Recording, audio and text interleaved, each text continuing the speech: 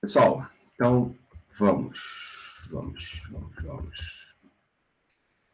Olha só, galerinha, ontem falamos sobre a questão das órbitas, não foi isso? Foi isso. A gente falou do potencial centrífugo, a gente falou do potencial efetivo, na verdade, né? E aí vocês viram que a órbita ela é limitada pelos pontos em que a energia cinética é zero, né? Ou seja, a energia do objeto ela é igual à energia potencial. Então você tem um ponto de mínimo e um ponto de máximo. Então, um ponto de aproximação mínima e um ponto de afastamento máximo. Isso determina, então, a nossa órbita. É claro que pode ter órbita fechada, que tem apenas um ponto de aproximação, né? E o legal é que eu não sei se vocês já sabiam dos termos, mas esses pontos são chamados de ápices, os pontos de mínimo e máximo. Quando você fala de movimentos em volta do Sol, esses pontos são chamados de periélio e afélio. É o ponto próximo e o ponto mais distante, é o periélio e o afélio. Quando você fala de movimentos próximos ao planeta Terra, onde a Terra é o centro, aí o termo usado é perigeu e apogeu. Sacou? Então, perigeu e apogeu são movimentos em torno da Terra, e periélio e afélio são movimentos em torno do Sol. De uma maneira geral, para qualquer situação que você quiser, ou qualquer centro, aí você chama de pericentro e apocentro. Pericentro e apocentro. Beleza? O que hoje nós vamos fazer? Vamos estudar a órbita particular partindo do problema do Kepler. A gente chama de problema de Kepler porque as órbitas, né, a questão da órbita ser elíptica, a questão lá das áreas iguais com tempos iguais, isso foi o Kepler que percebeu, mas foi de uma maneira empírica, né? Ele não tinha o cálculo na mão, até porque ele não tinha a equação da gravitação universal, ele não tinha. Quem fez toda essa brincadeira foi o Newton, só que ele guardou essas contas dele durante muitos anos. Porque ele tinha um pouco de receio de divulgar isso. Eu não sei se ele tinha uma certa insegurança, tá ligado? Com relação aos resultados dele. Tinha medo de represália, enfim. Mas ele segurou muito isso.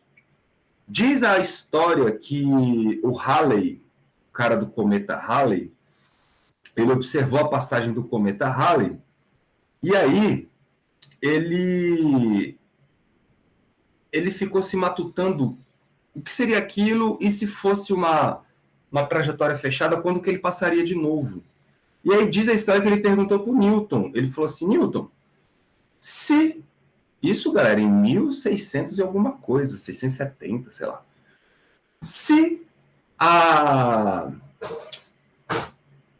a força entre os planetas for o inverso do quadrado da distância, que tipo de órbita seria? Aí ele falou, é elipse. O Newton já tinha feito todas as contas, só que ele não tinha divulgado.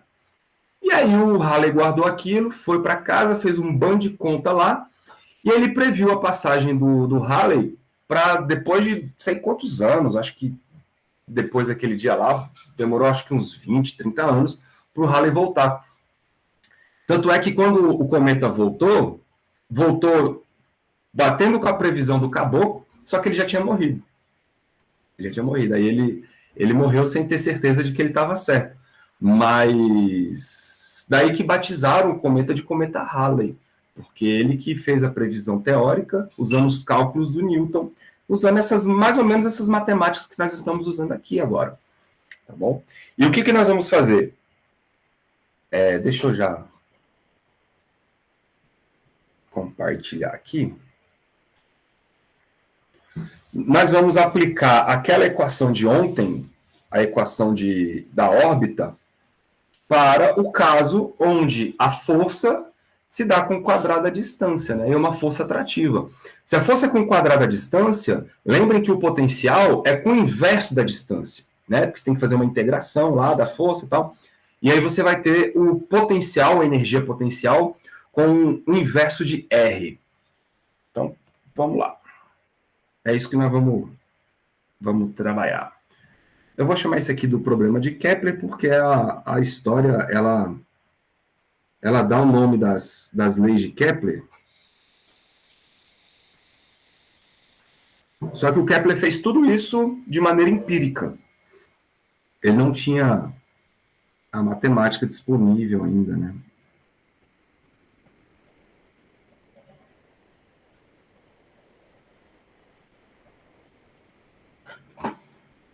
Então, vamos lá. A equação, galera, da trajetória, eu vou botar assim, ó.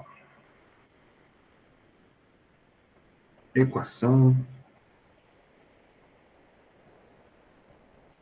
da trajetória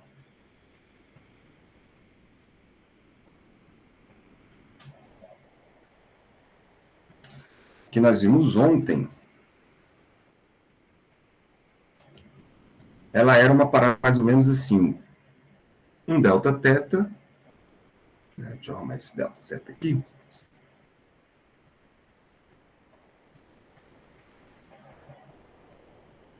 esse delta teta era uma integral de L sobre R ao quadrado, beleza? E aí tinha aqui um dr, eu vou colocar tudo dentro de uma raiz assim, ó. Era 2μ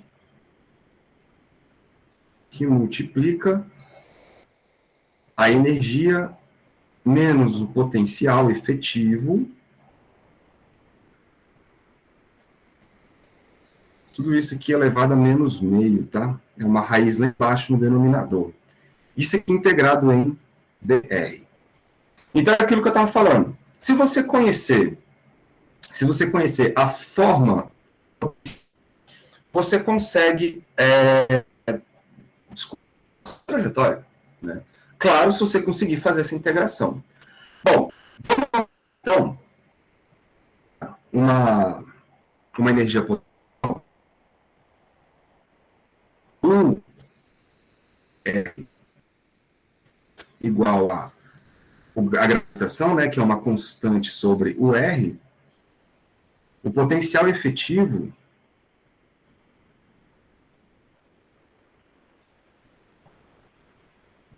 que a gente viu ontem será, então, o efetivo é o V de R. Esse cara vai ser, lembra que é a soma dos dois? O termo centrífugo mais o termo físico. Então, o termo centrífugo, o termo físico que eu vou botar primeiro é menos K sobre R, e o termo centrífugo é L sobre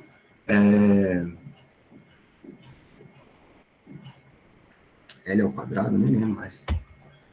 Deixa eu ver aqui. É L ao quadrado sobre 2 e R ao quadrado.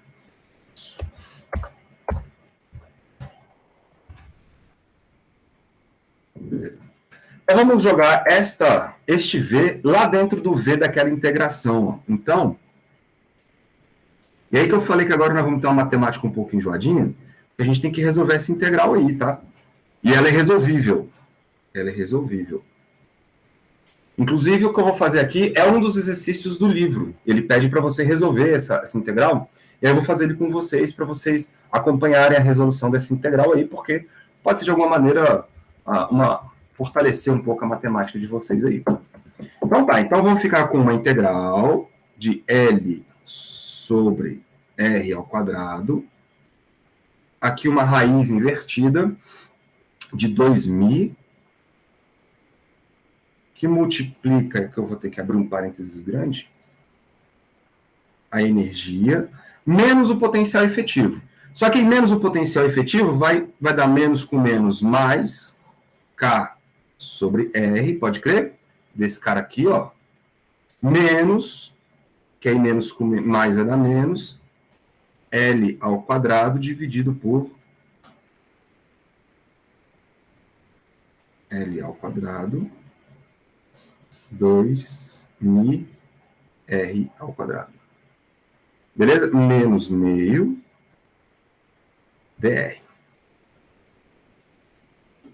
faltando parênteses aí. É porque o menos meio, ele vem para cá, ó. Menos meio. Ele é todo mundo. É.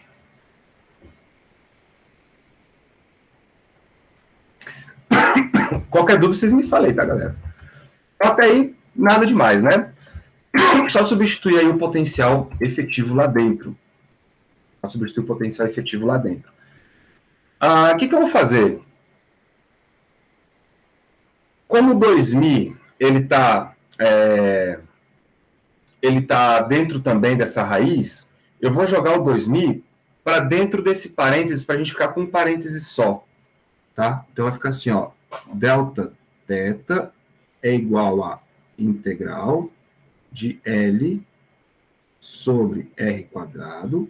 E aí eu vou ficar com um parêntese só, que vai dar 2.000 energia.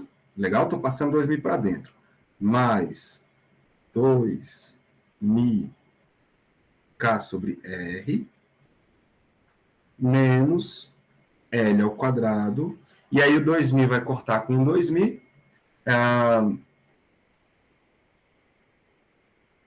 Né? E vai...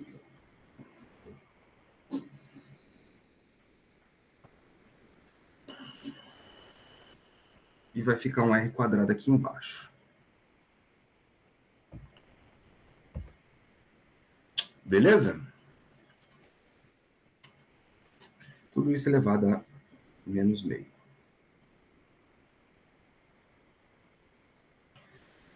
Tá, tem uma jogada com L aqui agora, que vai ser o seguinte. Só que para vocês enxergarem essa jogada aí com L, tem que tomar cuidado. Tem que tomar cuidado. Galera, vê se vocês concordam aqui comigo, ó. Esse L que está aqui fora, eu posso jogar ele para dentro da raiz, tudo bem? Só que, se eu jogar ele para dentro da raiz, ele vai com um quadrado. Só que essa raiz, ela está invertida. Né? Então, quando ele entrar na raiz, ele não vai entrar por cima, ele vai entrar por baixo. Tá? Então, ele vai entrar aqui, ó, dividindo aqui por L quadrado, aqui também por L quadrado. Então, fica R, L ao quadrado. E aqui ele vai cortar com esse L quadrado aqui. Então, eu posso tirar esse L e jogar ele para dentro da raiz.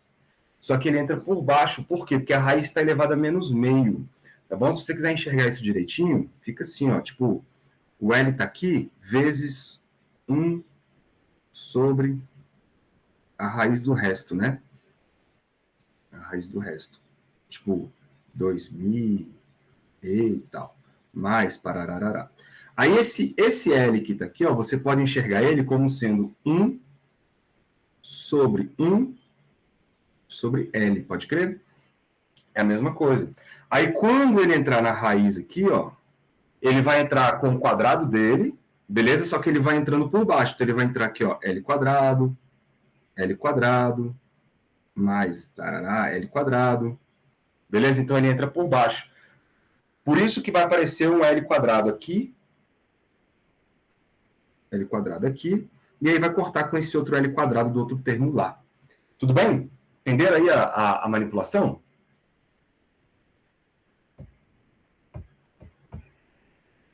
Deixa eu ver aqui o chat. Tá tranquilo? Sim? Beleza.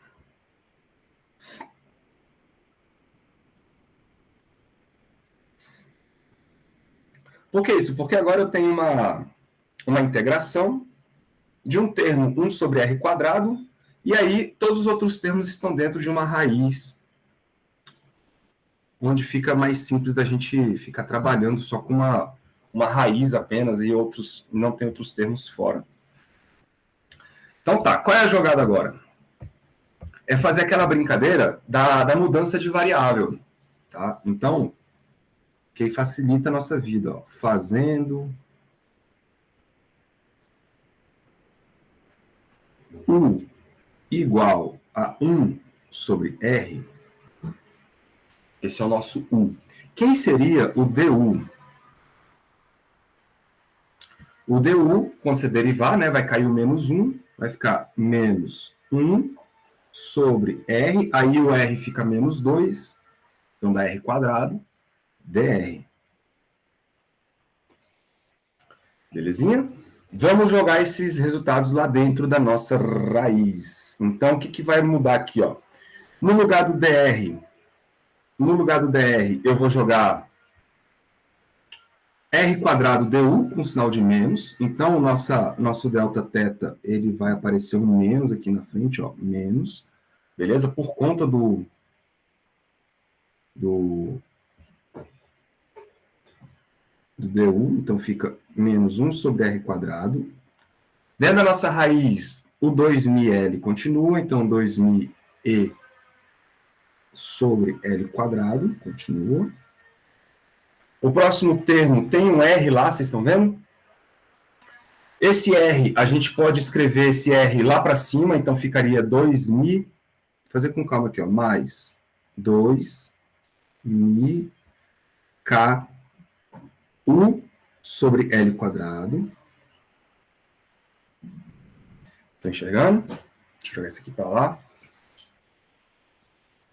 E aí o último termo é 1 sobre R quadrado, então ficaria menos U ao quadrado elevado a menos meio vezes R quadrado du. Aí esse R quadrado vai embora com esse R quadrado de cá. Tá legal? E no final das contas a gente fica com o seguinte, delta θ é igual a menos uma integral. Aí ficou só um termo. 2μe sobre L quadrado mais 2μ K sobre L quadrado vezes U menos U ao quadrado menos meio du. Pronto. Então, o que nós temos? Uma integração em U. Uma integração em U. E aí vocês estão vendo que o que apareceu aqui dentro, ó, temos um termo com U ao quadrado e temos um termo com U elevado a 1. Se você quiser manipular, e você pode, e é isso que nós vamos fazer, a gente pode inserir termos aí para completar quadrados. Porque, olha só, eu tenho uma coisa do tipo quadrado do primeiro, que é esse cara aqui, ó. Eu tenho uma coisa do tipo 2 vezes o primeiro pelo segundo. Então, eu posso tentar completar quadrados para a gente conseguir colocar todo mundo dentro de um parênteses elevado a 2. Vocês estão entendendo? Então, se eu já tenho aí, ó, eu já tenho o quadrado do primeiro. Eu tenho 2 vezes o primeiro pelo segundo. Quem seria o segundo que está faltando aí? Eu vou deixar esse cara aqui de fora, ó. Esse cara aqui está fora da brincadeira.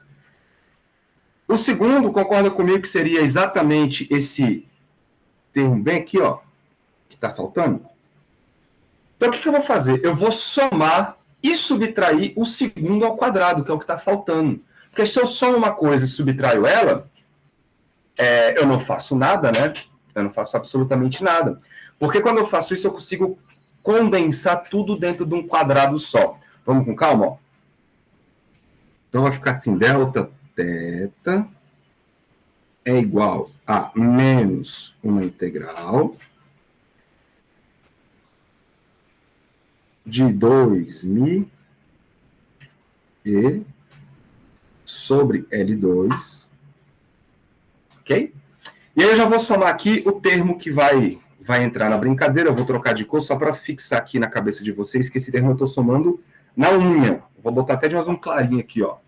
Então eu vou somar o segundo termo. Quem é o segundo termo? Mi K L quadrado elevado ao quadrado. O que é isso aqui? É o quadrado do segundo. Legal? Então, menos o resto, então fica menos. Vou trazer o U ao quadrado para cá, para deixar na ordem para vocês ficarem mais confortáveis. Ó. Menos U quadrado, mais 2 vezes o primeiro vezes o segundo. Pronto. Aí está faltando quem? Subtrair aquele termo que eu adicionei. Então, menos mi k L ao quadrado. Pronto. Tudo elevado a menos meio du.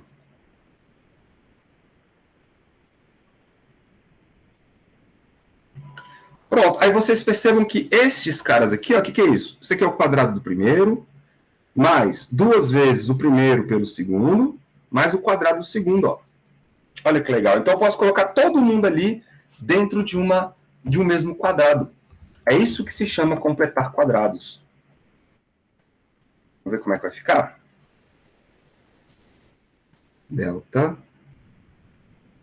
θ é igual a menos integral de 2 mi e sobre L, 2, mais esse bichinho aqui, mi k L quadrado. Aí vou botar um sinalzinho de menos. Menos quem?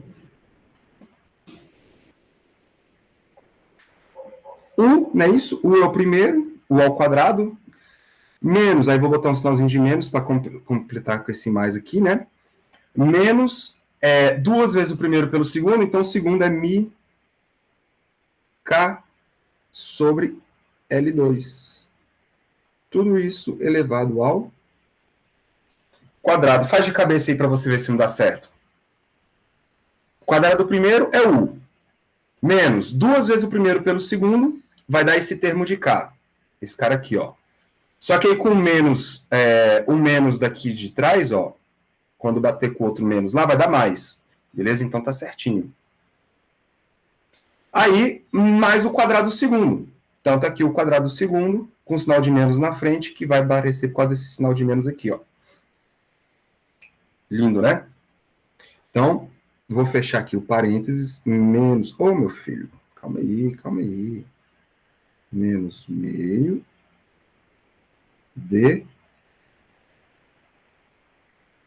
Sai daqui. Deu. Escrever na borda não é bom. Aí ele não deixa, ó. Vou escrever embaixo, tá, galera? Porque na borda não deixou, não. Deu.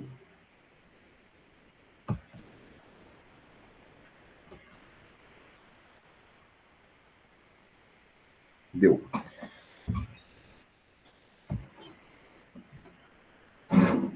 Vamos fazer o seguinte, vamos escrever isso aqui lá do outro lado. Deixa eu apagar isso aqui. Era espaço.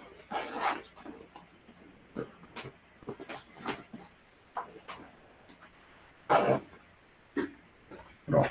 Então agora eu vou ficar com mais espaço. Vai ficar delta θ é igual a menos uma integral de 2 mi e L2, beleza? Mais o termo quadrado lá, né? Nós vamos chamar de mi k L quadrado.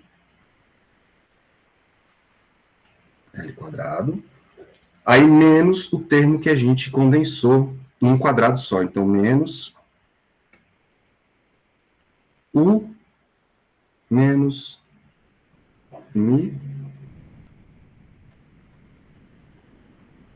k L2 ao quadrado. Tudo isso dentro de uma raiz invertida. Deu. Pronto, beleza. A jogada agora é o seguinte, galera. Eu vou separar os termos aqui, tá? Isso aqui é porque vai cair numa integração trigonométrica. E aí, como as contas já foram feitas várias vezes, então a galera já sabe os atalhos a serem feitos. Vocês estão vendo que só aparece a minha variável aqui dentro dessa parte com quadrado, só aparece ela.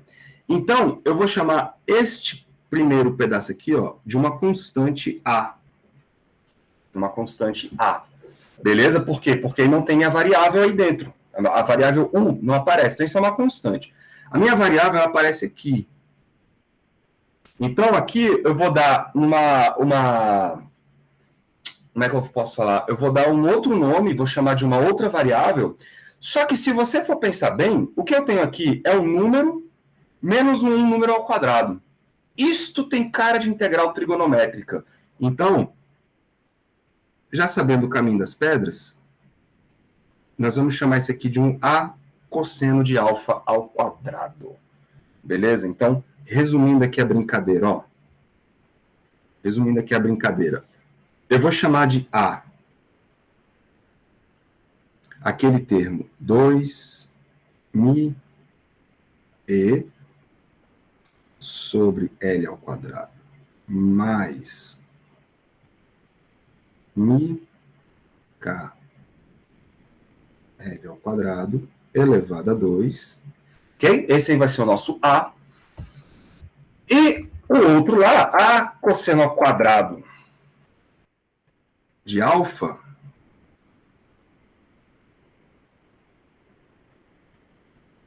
isso vai ser igual a U menos mi k L ao quadrado elevado ao quadrado. Tá bom? Bom, só que eu vou relacionar com o seguinte, porque eu vou querer saber quem é o DU. Então, para ficar mais fácil para a gente, ao invés de escrever os dois lados ao quadrado, eu posso simplesmente tirar a raiz quadrada dos dois lados, beleza? Se eu tirar a raiz quadrada dos dois lados, galera, aqui aparece uma raiz de A, o cosseno perde o quadrado, e aqui perde o quadrado também, ó. Entenderam o que eu fiz? Tá tranquilo? Pode seguir?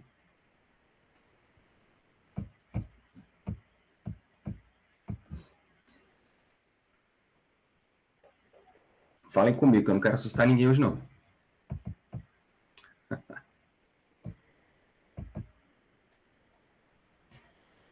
Beleza. Beleza. Essa, então, foi a nossa jogada de mestre aqui, ó. Bom, com isso, o que eu vou fazer? Se eu troquei a variável, eu preciso saber quem é o diferencial, né, cara? Preciso saber quem é o diferencial, para trocar no lugar desse DU aqui. Então, quem vai ser o DU? Deriva esse troço. Aqui dá zero, porque esse cara aqui é uma constante, né? Então, eu vou ter apenas que DU... Eu vou derivar lá no cosseno. E a derivada do cosseno, nós sabemos que é menos o seno. Então, vai ficar menos a raiz de A. Derivada do cosseno é o seno de alfa de alfa. Pronto. O que eu vou fazer? Eu vou voltar lá na equação do delta θ e vou substituir esses resultados. Então, delta θ vai ser igual a uma integral, com sinalzinho de menos aqui, ó. Integral de A, não é isso? Só que está todo mundo dentro de uma raiz. Então, peraí. Vai ficar A menos A cosseno ao quadrado de alfa elevado a menos meio. Certinho? Olha lá. Vezes o DU. Quem é o DU? Menos, aí esse menos vai virar um mais ali, né? Ó. Vamos fazer com calma, né? Aqui tem um menos. Aí eu vou botar aqui, ó. Menos a raiz de A vezes o cosseno de alfa, ou seno de alfa, de alfa. Pronto. É isso. É isso.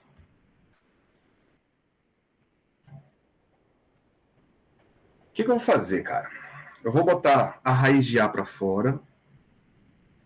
E só para vocês conseguirem enxergar mais facilmente, ó, menos com menos vai dar mais. Então vai ficar com uma integral essa raiz de de Azão que está aqui, eu vou jogar para fora da integral, então vai ficar a raiz de A. Eu vou ter uma integral aqui, ó. Essa raiz, ela se escreve assim, ó. Raiz de A menos A cosseno ao quadrado de alfa, não é isso? Vamos fazer uma manipulação. Eu posso botar o A em evidência. Vocês concordam comigo que se eu botar o A em evidência, o A ele pode sair da raiz e escreve aqui, ó, raiz de A que multiplica a raiz de 1 menos o cosseno ao quadrado? Todo mundo enxergou aí? Deixa eu arrumar isso aqui. Fazer com calma, né? 1 sobre a raiz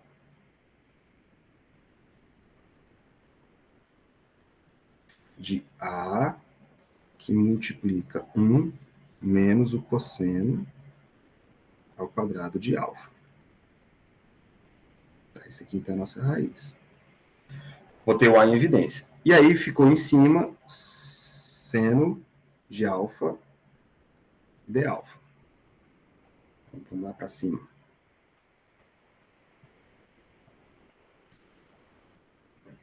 Na hora que a raiz de A sair, vai ficar assim, ó, delta θ é igual a raiz de A integral. Olha o que vai acontecer. Este A aqui, eu posso tirar ele de dentro da raiz. Só que ele vem com a raiz também, né? Então fica 1 sobre a raiz de A. Certinho, galera? Aí o seno de alfa eu vou trazer para cá, ó. Seno de alfa sobre... Quem ficou dentro da raiz? Ficou 1 menos o cosseno ao quadrado de alfa. E aí o d alfa. E aí o d alfa. Olha aí que legal. Raiz de A com raiz de A vai embora.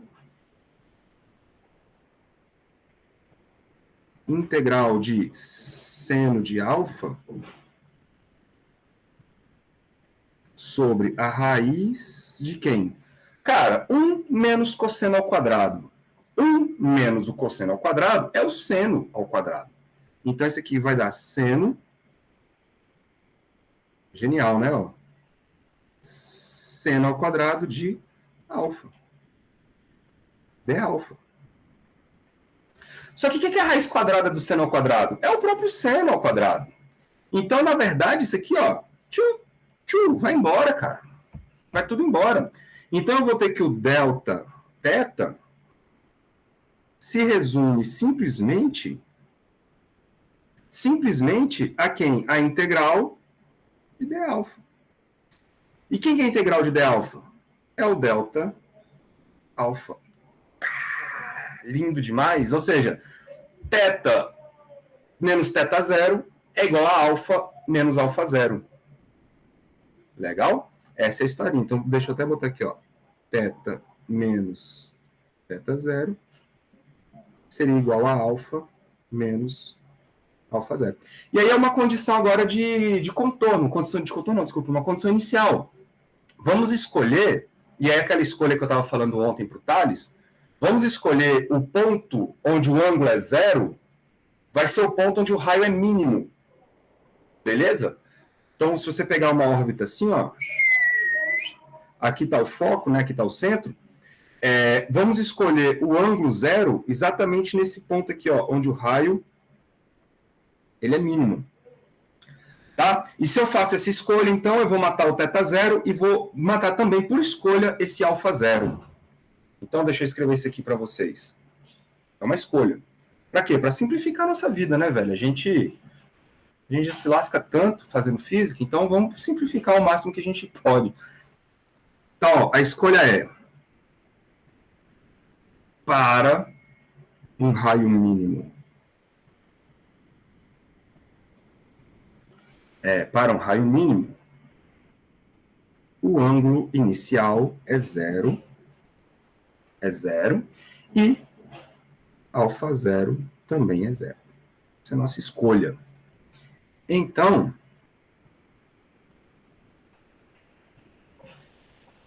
θ é igual a alfa. Legal? Ora, galera, se dois ângulos são iguais, é porque o cosseno deles são iguais. Então, o cosseno de θ tem que ser igual ao cosseno de alfa, né? Todo mundo de acordo com isso. Por que eu faço isso, velho? Aí vocês vão entender agora o porquê. Porque o cosseno de alfa, ele tá aqui, ó. Ele se relaciona com as grandezas físicas através dessa equação. Então, substituindo aquela informação ali do cosseno de alfa, esta aqui, ó, a gente consegue escrever o seguinte, o cosseno de θ, vou voltar para cá, então vou escrever assim, o cosseno de θ vai ser igual, cosseno de alfa, vamos voltar lá, para vocês não se perderem. Quem é o cosseno de alfa? Eu vou passar a raiz de A dividindo, legal? Isolando ela, e aí vai ficar 1 sobre a raiz de A vezes esse restão aí. Vai ficar 1 sobre a raiz de A vezes... O que eu tinha lá era um U, né? Era um U menos μk sobre L quadrado. Professor, Pode falar. eu me perdi aí. Quem é alfa mesmo? Na nossa trajetória aí. Alfa foi uma variável nova que a gente introduziu aqui, ó. Quando a gente chamou este pedaço aqui de um termo chamado A cosseno ao quadrado de alfa. É uma nova variável que apareceu para relacionar com o U. Ele ainda não tem nenhum significado físico.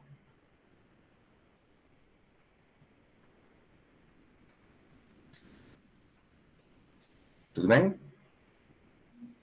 Tá, mas como é que a gente vai relacionar ele com a nossa trajetória, então? A gente está assumindo que o θ inicial é 0, certo? Na nossa trajetória. Aí tem um alfa, mas e aí, quem é o alfa? Tudo bem, isso aqui é uma escolha matemática por enquanto. Eu estou escolhendo que minha condição inicial é esta constante é 0, isso aqui é uma constante, né? Isso aqui é uma constante. E essa constante aqui é 0. Isso aqui é uma escolha inicial. A do lado esquerdo, eu sei o que é. A do lado esquerdo é um ângulo. É um ângulo da trajetória. O outro lado, que é o alfa, ele está associado com o U. Né? Mas como é uma constante o alfa 0, então a gente pode falar que no tempo 0 esse alfa é 0. Isso não vai fazer diferença fisicamente falando. Isso é apenas uma condição inicial. Beleza? Do sistema. Que a gente está escolhendo essa condição inicial. Mas é uma constante. Como é uma constante, 0 também é uma constante. Então, isso não implica em nenhum resultado físico. É uma escolha. Tá? A gente pode falar assim, ó, o θ final, ele está associado a esse alfa final. E o θ inicial está associado ao alfa inicial. Vou chamar esse cara aqui de 0, tá? E, por consequência, vou chamar esse cara aqui de 0 também. Beleza? É uma escolha. Não, tranquilo, atribuir esses valores aí. Mas para onde a gente está querendo ir mesmo? Tipo, o que a gente ainda está querendo encontrar? A gente está querendo encontrar a equação da trajetória, ou seja, a equação do θ. Eu já encontrei que o θ é igual a esse alfa. Beleza? Mas se o θ é igual a esse alfa, isso veio de uma construção que a gente fez ali no começo, onde eu relacionei o U, aqui em cima, ó, eu relacionei o U com o alfa através desta coisa aqui, ó. Então, o U está relacionado com o alfa, e lembra que o U está associado ao R. Então, eu estou construindo aí uma matemática em que eu estou relacionando um cara chamado alfa com um cara chamado U, de maneira que o cosseno do alfa tem essa cara aí. O que a gente fez? Mas isso foi uma jogada, Marco, apenas para resolver a integral. Só para resolver a integral. Resolvido a integral, a gente faz lá nossas macumbas matemáticas, né? E aí a gente resolve a integral e conclui que o θ ele está relacionado ao alfa através disso aqui, ó. O que é muito bom. E aí eu posso falar que se o θ é igual ao alfa, então o cosseno de θ é igual ao cosseno de alfa. Por quê? O cosseno de alfa está aqui. Ah. E aí, como o cosseno de alfa está aqui, eu posso agora substituir o cosseno de alfa através do U. E aí, olha que legal, cara. Eu consigo, então, encontrar o θ em função do U. Magicamente. Se eu encontro o θ em função do U, eu encontro o θ em função do R. Agora faz mais sentido. Sacou? Então é tudo uma jogada matemática para você ir ali construindo. Aí depois, no final, a gente amarra tudo de uma vez. É isso que a gente vai fazer agora. Vamos amarrar as coisas. Então, tudo bem aqui com essa equação que está agora na tela? Tranquilo. Beleza. Então tá. Então, o que eu vou fazer? Eu vou isolar o U aqui, por quê? Vamos encontrar uma equação que relaciona o R em função do θ, para a gente conseguir descobrir que trajetória é essa. Na hora que eu isolar o U, vai ficar assim, ó. A raiz de A vai multiplicar o cosseno. Legal? Então vai ficar a raiz de A vezes o cosseno de θ. Isso é igual a U menos mi K L2. Isso quer dizer, então, que U é igual a... Vou jogar aqui, ó, raiz de A cosseno mais μk sobre L ao quadrado. Pronto. Então, o que vocês estão vendo aí? Uma relação entre o U e o θ. Não é isso? Uma relação entre o U e o... É o θ ou é o alfa que está aqui? Deixa eu só ver um negócio.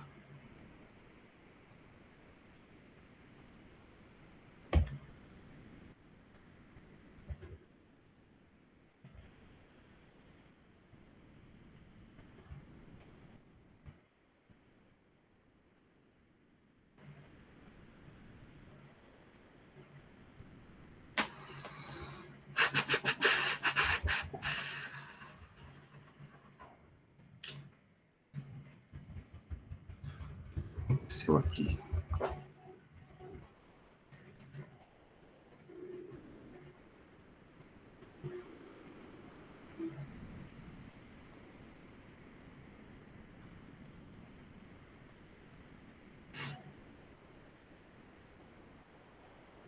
Raiz de A, cosseno de θ.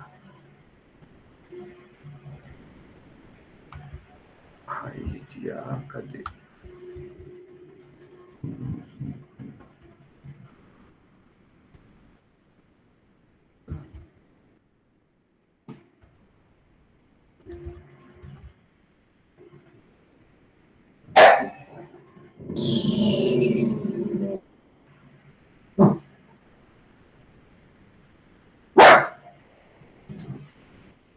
Paz.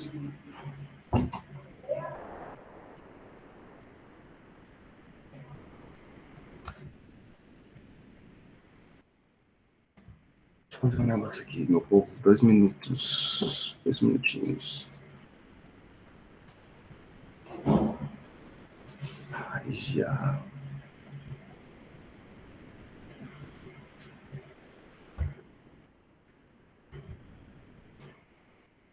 Assim. Tá, beleza. Então, vai ficar assim, ó. U é igual. Tem umas passagens aqui que é tanta letra que dá até... Se eu fico embaralhado, imagina vocês. Por isso que é bom fazer com calma. Então tá, quem é a raiz de A? Vamos voltar aqui, ó. O A, ele é definido por esta coisa. Então a raiz de A é a raiz desta coisa. Ok? Então, usando essa equação aí, vamos fazer o seguinte. É porque como eu não fiz referência, depois pode... Vamos chamar isso aqui de 1 Esse aqui de 2, né? 1 e 2. Então, para passar para esta aqui, eu usei a equação 1. Então,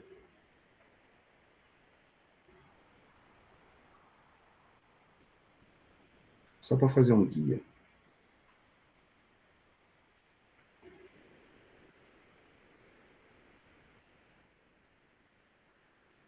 Parece que não, mas essas coisinhas aqui, elas são muito importantes, cara. Bom, usando a equação 1, temos isso. E aí, na verdade, usando a equação 2, né? Que é o do cosseno. E agora a gente vai usar a equação 1. Então,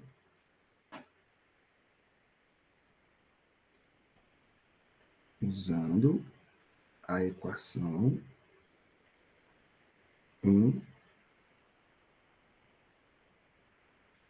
temos U é igual. Beleza, raiz de A. Olha o Azão lá, ó. 2μ é sobre L ao quadrado mais parará. Então vai ficar uma raiz quadrada gigante desses dois termos aí somados, né? Então vai ficar 2. Vamos botar isso aqui na raiz.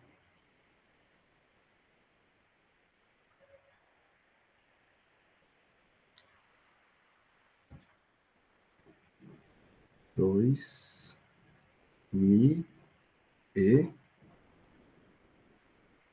L ao quadrado, mais um termo aqui que era o mi k L ao quadrado,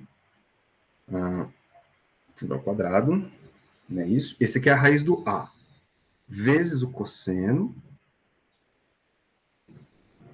mais mi k L2. Beleza, é isso. É isso. O que a gente pode fazer aí, cara? Eu vou tirar de dentro da raiz esse termo μkl quadrado, tá bom? Eu vou tirar da raiz esse carinha bem aqui. Na verdade, eu vou botar ele em evidência. Tá? Fica assim, ó. U é igual a... Vou fazer com calma aqui. Se eu botar ele em evidência, ele vai ficar do lado de fora. Mi K sobre L ao quadrado. Não é isso? Só que ele tá ao quadrado. Ô, bicho. Não, cara. Não, filho.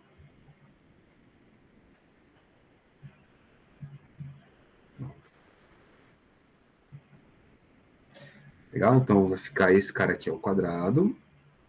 E aí, para ele poder sair, ele vai ter que entrar nesse primeiro termo aqui, ó. Então, ele vai ter que aparecer um L quadrado em cima, beleza? Invertido aqui, ó. L quadrado com L quadrado fica L4.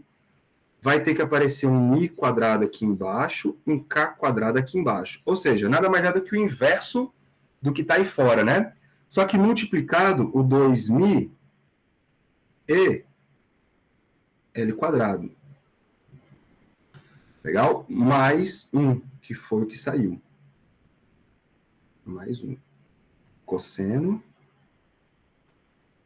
mais mi k L quadrado.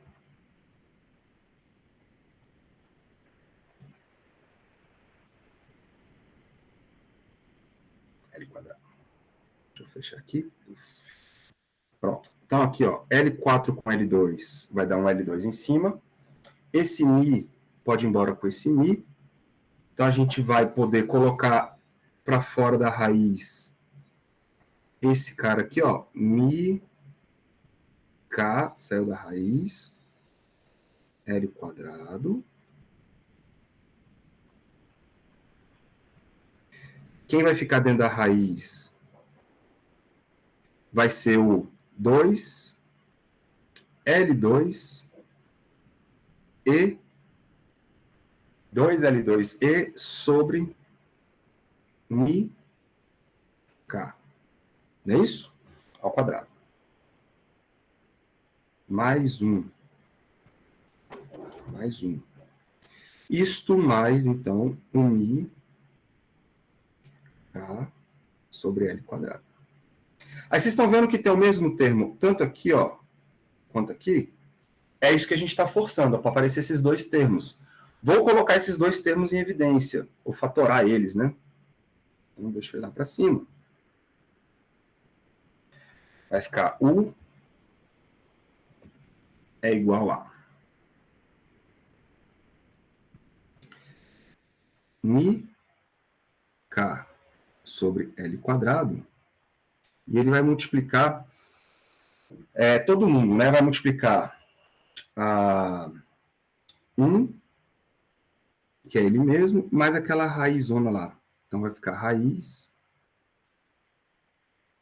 de 2L quadrado é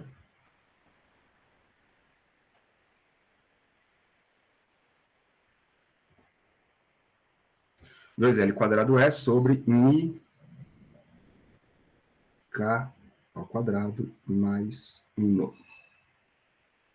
E eu vou fechar aqui parênteses. Tudo bem até aí, galera? Entenderam o que eu fiz?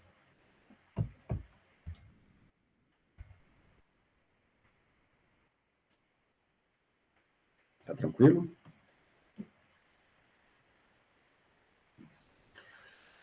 Esse U, lembrando que o U, ele é o inverso do R, né? Ele é o inverso do R. Então, a gente pode escrever já assim, ó. 1 sobre R é igual a... Vamos jogar o... Vamos fazer com calma. Mi K L quadrado. Aqui está do jeitinho que eu queria. 1 mais a raiz de 2L e sobre mi K ao quadrado mais 1. Cara, eu não sei se vocês perceberam, mas a gente acabou de escrever a nossa órbita, ou seja, o nosso R, em função de constantes físicas. Porque o mi, ele é a massa reduzida. O K, ele é a constante que aparece lá na força gravitacional, que é o, se você for para a gravidade, né, é o Gzão, Mzão e Mzinho. O L é o momento angular, né? E o Ezão é energia. Então você conseguiu escrever, na verdade, galera, a sua órbita em função de coisas físicas. E aí você tem que olhar para isso aí e falar assim, cara, isso tem cara de quê? Aí tá faltando um cosseno aqui, não tá? Tá faltando um cosseno. Calma aí. O cosseno tá junto da raiz. Então só arrumar aqui, ó. Aqui tem um cosseno de θ. E aqui tem um mi K L2. Então aqui vai aparecer um cosseno junto da raiz.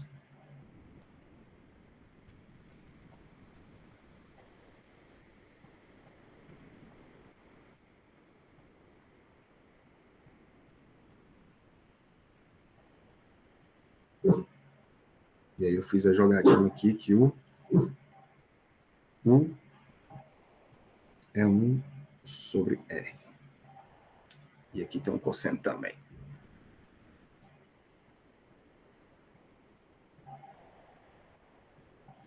Pronto.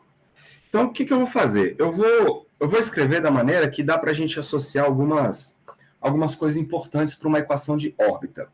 Primeiro eu vou jogar o L quadrado lá para cima. Então vai ficar L quadrado sobre a mi K. Aqui fica 1 sobre R igual a 1 mais um termo de raiz, que é 2L2, Ezão sobre mi K, mais 1 cosseno. Pronto. Por quê? Porque agora a gente pode fazer algumas associações. Olha só. Isto está quase com cara de uma equação de órbita. E aí a equação da órbita, eu não sei se vocês já viram funções polares quando vocês plotam lá, mas se eu chamar isso aqui de uma constante, se eu chamar de alfa, vai dar ruim, né? Com outro alfa lá. O problema é que o livro de vocês chama de alfa.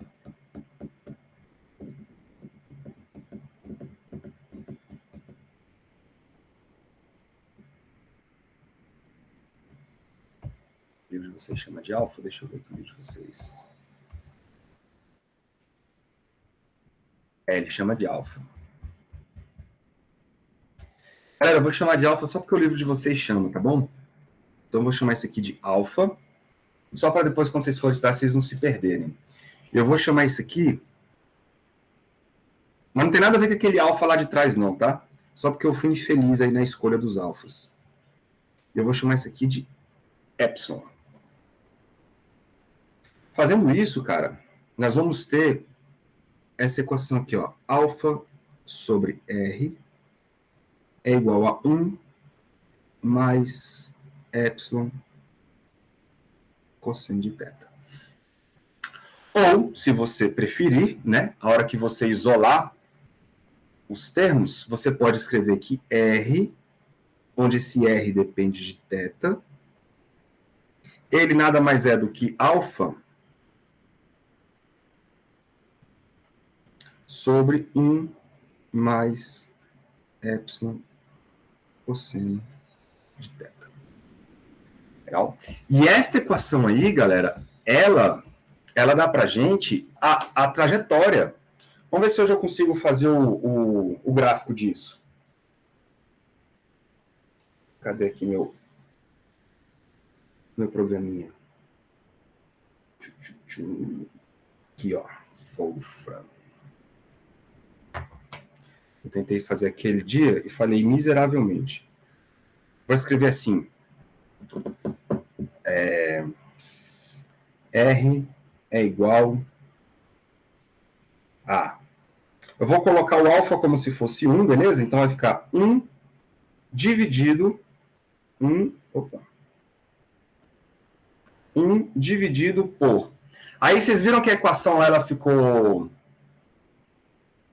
1 mais um número vezes o cosseno?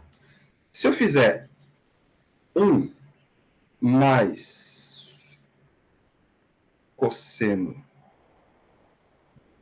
de θ, ó, já está até aqui, ó.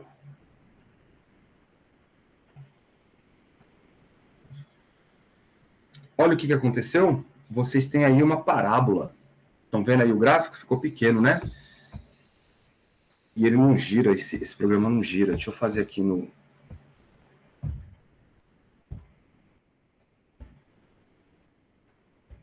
Fazer o seguinte, calma aí.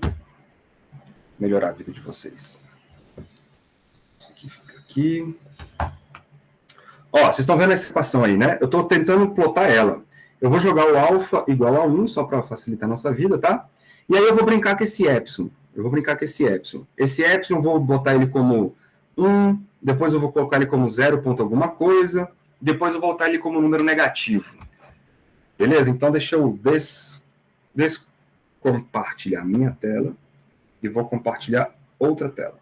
Calma aí.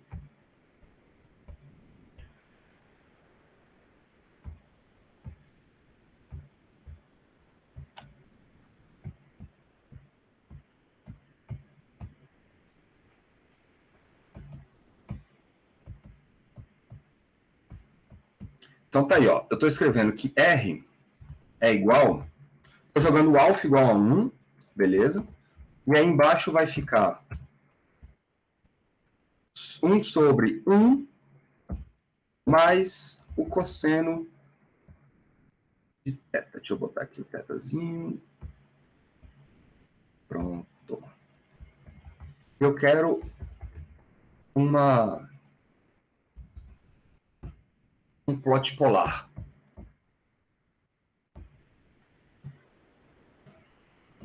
Olha aí, apareceu uma parábola. Vocês estão vendo? Então, existe um foco aí, que é o foco da parábola, e aí a trajetória do planeta é uma trajetória aberta, onde ele tem apenas um ponto de aproximação. Deixa eu ver se eu colocar aqui um valor maior aqui em cima, para o alfa, tipo 10, por exemplo. Ver se ele abre essa parábola aí. Não vai abrir. Imaginei que não fosse abrir. Certo? Agora, e se eu colocar um número menor do que 1 para aquele epsilon, aquele número que multiplica o cosseno, vamos colocar 0,9, por exemplo. O número que multiplica o epsilon, 0,9. O que será que acontece?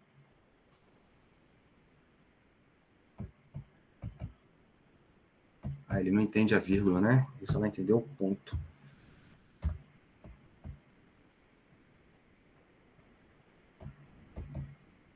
Também não entendeu. Vamos colocar, então, 9 décimos, que eu acho que agora ele entende. Então, 9 sobre 10 cosseno de θ. Agora entendeu. Olha o que apareceu, velho. Apareceu uma elipse. Então, você tem aí um foco como sendo o centro, um dos focos, né, como sendo o centro, e a órbita ficou uma órbita elíptica.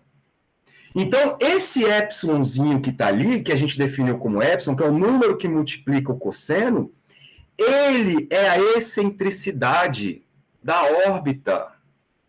Olha que bonito isso. Então, a gente vai controlar o epsilon, e ele que vai definir se eu vou ter uma parábola, se eu vou ter uma elipse. Se eu colocar esse cara como negativo, vamos ver o que acontece? Ó, menos 9 sobre 10. Eu tenho uma elipse para o outro lado. Eu vou ter uma elipse para o outro lado. Agora,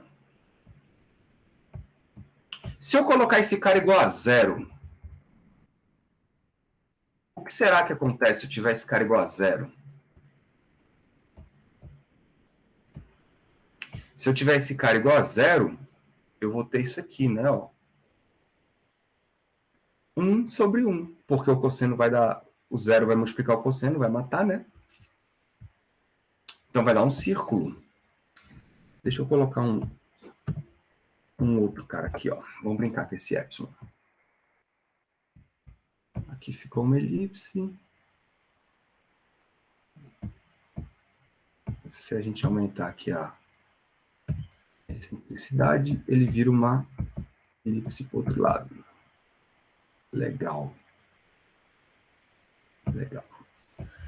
Bom, então vamos voltar aqui para cá. Tudo bem, galera? Entenderam o que eu fiz, né?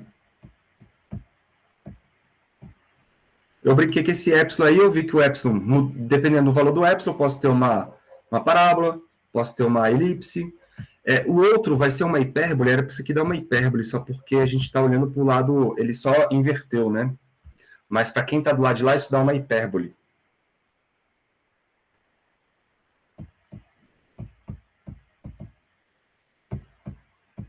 Então, deixa eu descompartilhar isso aqui e vamos voltar para cá.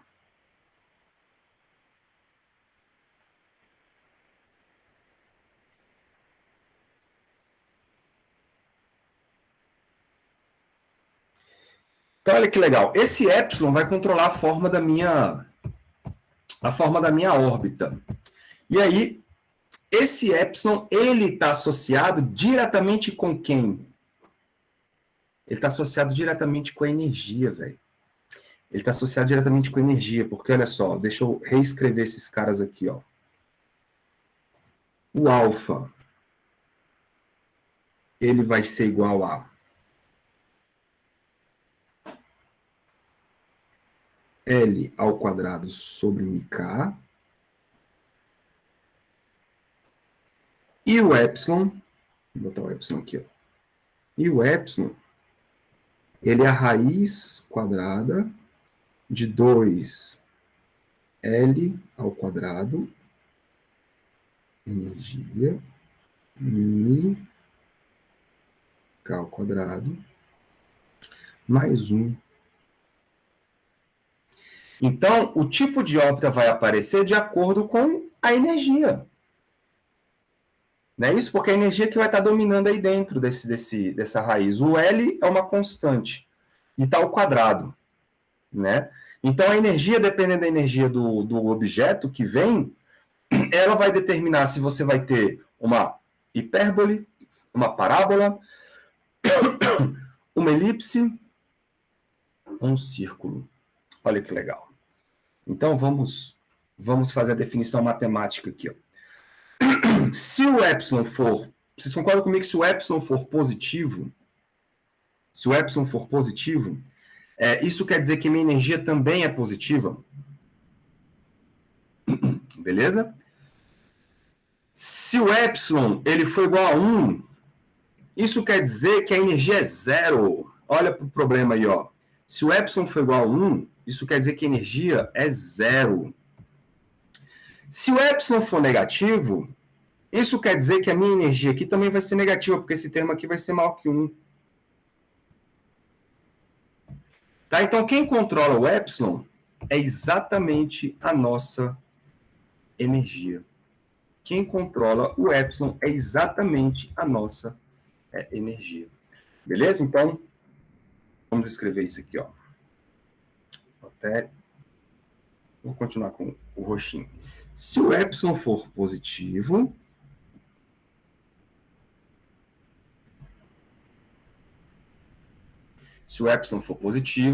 isto implica que a minha energia também é positiva.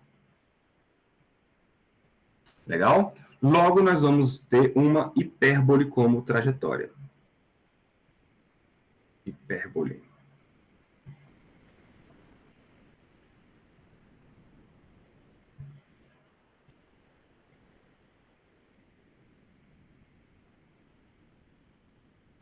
Ou seja, a hipérbole é aquela que o objeto vem, tem energia maior, né? Ele vem, passa por trás e vai embora. Essa vai ser a nossa hipérbole. Se o epsilon for igual a 1, isso quer dizer que a nossa energia é zero. Tá legal? Olha lá. Porque se a energia é zero, aí mata esse primeiro termo, fica a raiz de 1. E raiz de 1 é 1. Isso vai me dar um círculo.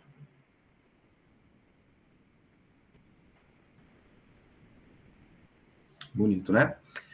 Se a nossa energia, ela tiver... aqui é maior que 1, tá? Desculpa. Foi maior que 1. Maior que 1. Eu não mostrei lá, mas se você colocar o epsilon igual a 2, por exemplo, aí vai dar esse hipérbole. Esqueci de mostrar esse cara. Se você colocar o epsilon entre 0 e 1, ou seja, 0 ponto alguma coisa, que foi o que a gente fez lá, né? Isto vai dar uma energia negativa também, só que, claro, ela tem um limite baixo, né, que é o potencial mínimo, mas, de qualquer maneira, ela é negativa.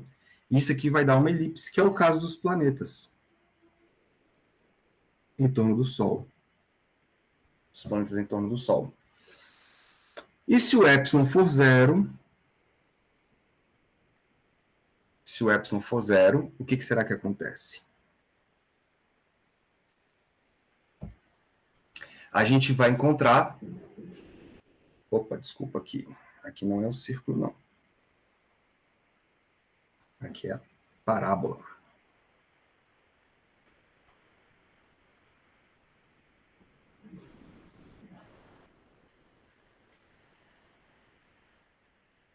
Aqui é a parábola.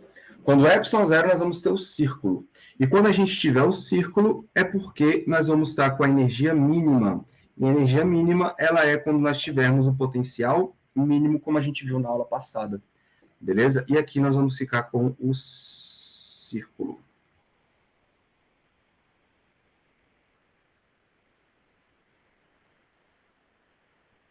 Vamos ficar com o círculo. Resumindo todas essas brincadeiras aí, a gente vai ficar com isso aqui, ó. Não, é aqui não, é aqui.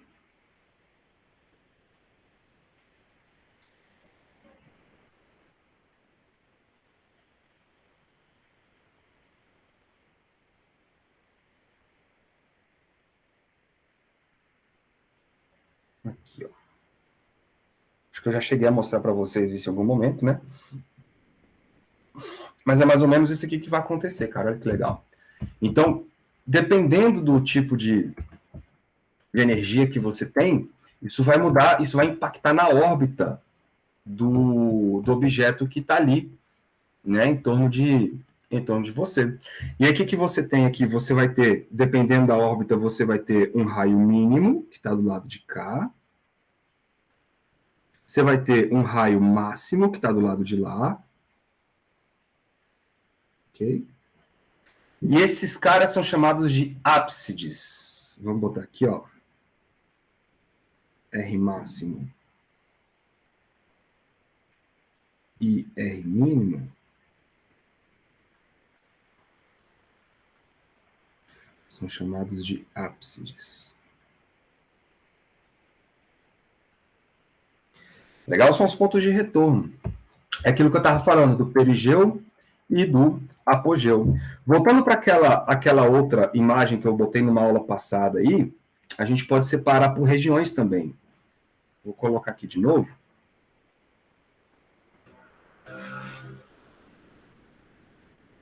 Só para a gente parar. Acho que é essa aqui. Isso.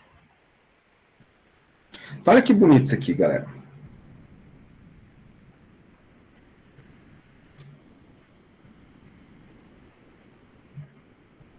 Olha que bonito isso aqui. Então, de acordo com a nossa historinha, todo objeto que tiver esta energia aqui, ó, que é uma energia maior do que zero, o objeto vem, dá a volta e vai embora. Então, tem apenas um ponto de retorno e vai ter aqui uma trajetória hiperbólica. Isso aqui é uma hipérbole. Hipérbole. Bonito, né? Que é dado por essa trajetória bem aqui, ó. Então, ele vem e vai embora. Passa ali pelo ponto mínimo, né? E depois sai voado. Essa é a hipérbole. Quando a energia for zero, exatamente zero, aqui, ó, aí é parecido com uma hipérbole, mas não é uma hipérbole. Vai ser uma parábola.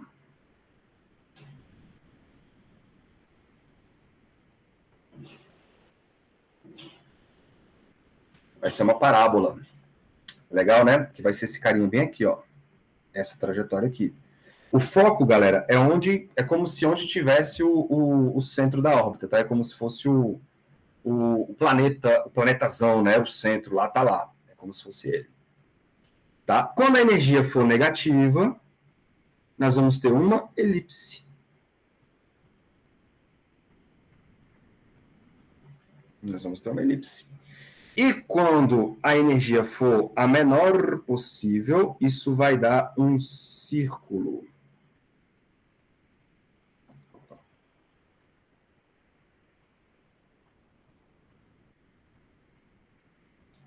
Isso vai dar um círculo.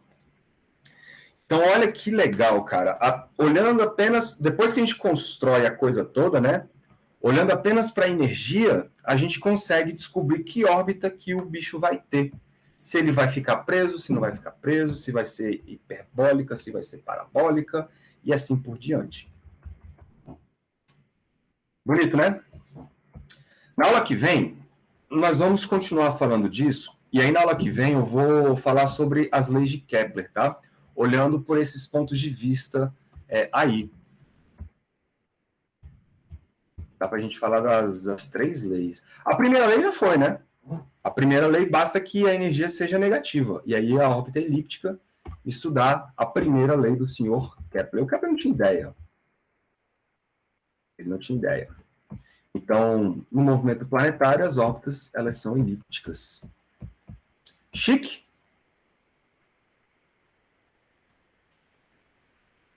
Vou até escrever aqui para a gente, ó.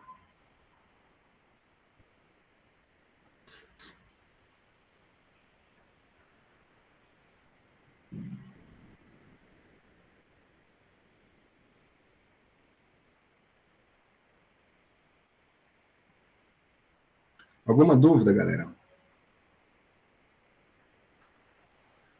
Planetário.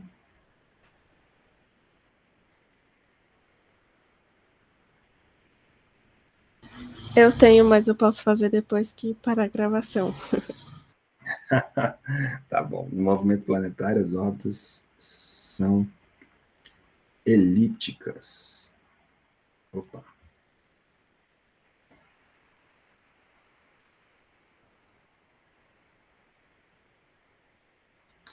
Que é conhecido como a primeira lei de Kepler, né?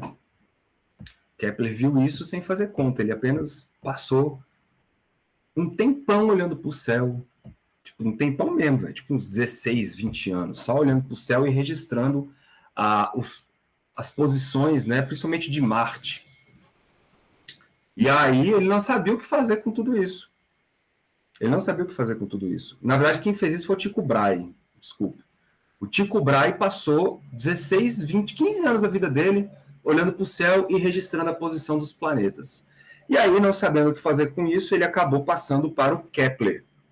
Tem uma história engraçada aí, porque o Kepler, ele era um cara copernicano, ou seja, ele acreditava fielmente que o Sol era o centro do universo, e o Tycho Brahe não. O Tycho Brahe ele era aristotélico, ele achava que a Terra era o centro do universo. E ele sabia, assim, o Tycho Brahe tinha medo que quando ele passasse esses dados para uma pessoa que pudesse fazer as contas, ele tinha medo de descobrir que a Terra não era o centro do universo. E aí diz a lenda, diz a história, que o Tycho Brahe só passou... Porque assim, o que aconteceu? O Kepler, ele era um cara muito bom em matemática, né? Ele sabia que ele era bom em matemática. E aí ele foi atrás do Tycho Brahe para poder pegar esses dados. Só que o Tycho Brahe era meio arisco, ele não queria passar esses dados para o Kepler. Aí o Kepler pediu para ele ser o... Como é o nome que eles dão nessa época? Serviçal, não sei se a palavra é essa, mas um ajudante, não. Ele pediu para o Tycho Brahe ser o tutor dele. Diz que somente quando ele estava no leito de morte, lá quase indo embora, ele pegou os dados e entregou para o Kepler. Aí ele diz a lenda que ele falou assim: Kepler, faça com que minha vida não seja em vão. E aí ele passou todos os dados. Cara, imagina, galera, anos e anos e anos de anotações astronômicas que o Tycho Brahe fez. Kepler pegou aquilo e passou mais 15, 20 anos debruçados sobre aqueles números.